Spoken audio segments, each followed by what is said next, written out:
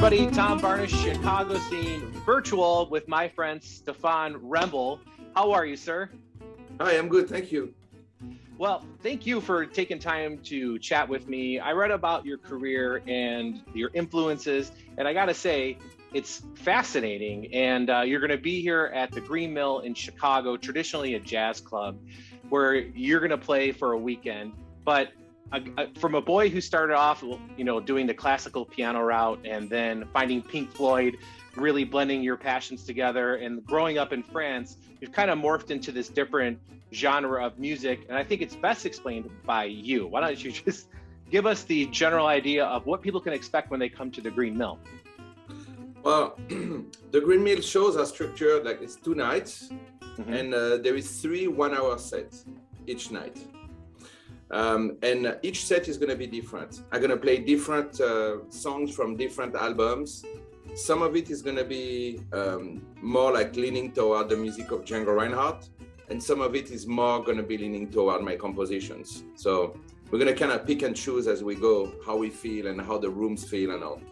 For the folks who might not know what Django Reinhardt is, what kind of music is that? And you have like this remarkable career where you learn different types of music. Explain that type. So I spent a lot of time with the synthes, which are like the northern gypsies, the gypsies who live in northern France, Germany, and Holland, So I spent like quite a few years hanging with them. I never lived with them, like I never owned a trailer or anything, but I just like went like several times a week, like going to play with them, learn from them, sit down, learn how their techniques and stuff like that, So Django Reinhardt was a guitarist. He is to the guitar what Bach is to the keyboard. We can see Django Reinhardt is really the foundation of all modern guitar. So of course he was born in 1910 and very influenced by Debussy, Ravel, Fauré. Then when he was 10 years old in 1920, right after the war, he became one of the professional and famous banjoist and guitar player for what we call the musette in France. So like the accordion music and all that was born then.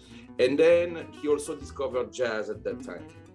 And the peculiar thing with Django Reinhardt is jazz, which is that archetype that was born in New Orleans in the late 19th century, was born probably first out of piano with the stride, on the left hand.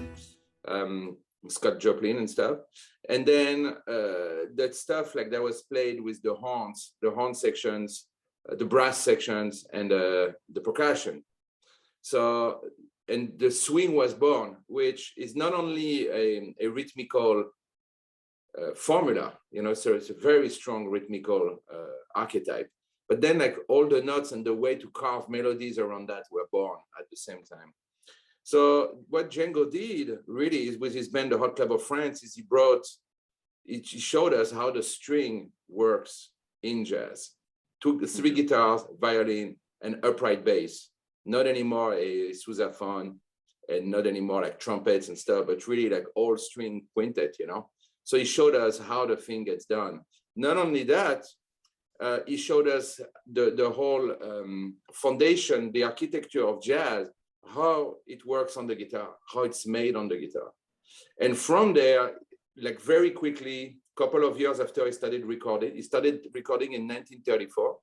Then maybe around 1936, 37, it starts to really evolve. There's more and more Django in his playing. It sounds less and less like jazz and more like himself.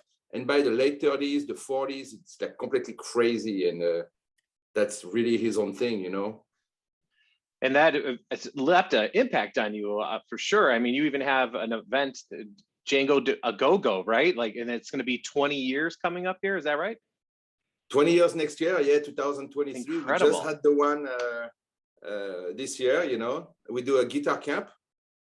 I bring some masters from Europe, 4 or 5 masters, and then we do a guitar camp for like 50 students. And then there is a concert series in Maplewood, New Jersey, where I currently reside. And then we do the final show at the Town Hall in New York City. Great, beautiful venue, 1,500 seats. One of the greatest sounding venues in New York City. I imagine Chicago is one of your favorite stops just because you're talking to a guy from Chicago, but you did mention earlier the Green Mill is this, it's just like encompasses what jazz is, and you're looking forward to playing there. Yeah, Chicago is definitely a powerful city for music. There is something in Chicago that's quite different than New York City. Chicago likes to keep traditions. I like that. Mm-hmm. I saw some big band at the Green Mill that were like real authentic big band with people dressed up, dancing and all. I've never seen that anywhere else. I heard like some real rockabilly bands playing like the stuff from the 50s. Oh yeah. Like, very authentic. I heard some authentic flamenco with dancers and all. Very authentic and very lively. And there is something, it's almost like, it's almost the most European city in America. You know, there is something that's done a certain way that is like closer to how we do things in Europe, at least in France. I don't know, for Europe is vast, you know, between Portugal and France sure. and Holland, these are very different places. Before I get out of here though, the 17 preludes for solo guitar, explain that and how you worked on that, because I think that's something that I'd be remiss if I didn't ask you about. So Django was born in 1910. The music he first heard, that he was first familiar with, that was popular in Paris, was the music of Debussy, Ravel, Fauré, the people we call the Impressionists. Mm-hmm. And all along his career, he recorded solo guitar pieces, like preludes, like, you know, the book of prelude of Debussy or Chopin or something, you know. So he has like those solo pieces, but they are like scattered all over the place. No one really paid attention. They were kind of like poorly recorded for most of them. So I went through the whole repertoire. I like searched for every possible solo version that I found. And I found 17 of them. So I spent 5 years like learning them, transcribing them, recording them, preparing them for concert. And then I did a book of transcription. So now there is also a full book of transcription for guitar on tablature and regular music notation. So now there is a precedent. It exists as a whole thing. It's a full-scale recital. It's a beautiful thing. And it's called, I call it Django the Impressionist. Right, and you're pretty much the only person on the planet that can do it. I'm the only one in the world, yes. Yeah, I'm waiting kind of for someone else to pick up, you know? That's why I released the book, the record. So now like anyone can understand the size of it, what it exactly is about, and learn from the book and all. And you have a guitar there with you. Are you just have it there as a prop, or can you play a little something before we're done here? Just because, I mean, when in Rome, I got to ask somebody who's a world-renowned guitar player musician to see what, you know, grace me with some of their musical prowess here. Yeah. What do you want me to play? I could play either my waltz, Bistro Fada, the one I wrote for a Woody Allen movie. I could play an let's do that. By Django. You want the Bistro Fada? Sure, that'd be wonderful.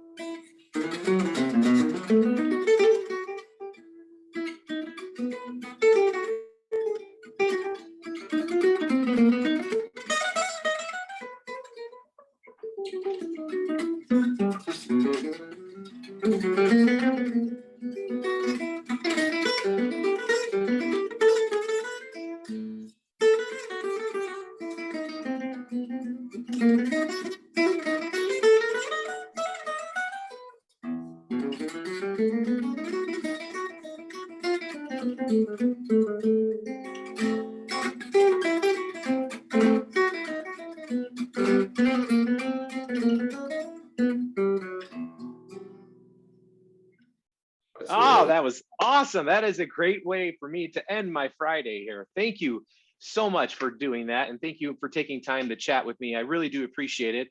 And for people who want, for people who want to learn more about you and your career, I mean, we can go on and talk for hours. You have an incredible career. You've done amazing things. I mean, if people want to follow you, is there a website they should go to or any social media stuff you want them to know about? StephaneWrembel.com. There is my Facebook page. There is my Instagram. There is my YouTube also. There's about to be like a lot of things on YouTube, like next week or the week after. I'm about to release like hundreds of play along. Fantastic. So well, that's coming. We'll be looking forward. Stephane, thank you very much. Have yourself a great weekend here. We look forward to seeing you here in Chicago in April. Thank you, Tom. Bye. All right. Take care.